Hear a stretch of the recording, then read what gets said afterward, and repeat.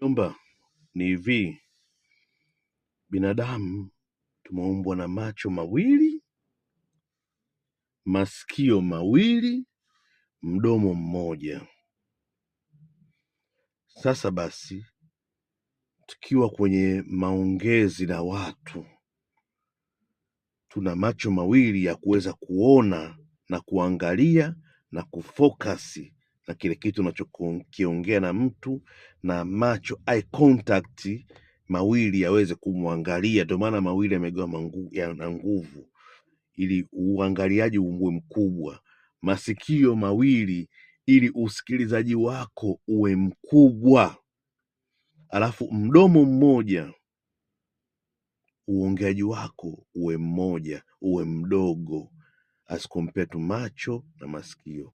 Kwa hiyo hutakiwi uongee sana, unatakiwa uangalie sana na kusikiliza sana. Ivan the Don, hiyo nayo nondo ifanyie kazi, ina maana kubwa sana kwako. Share na wengine, ni follow please, utajifunza mambo mengi sana mazuri kutoka kwangu. Bye bye.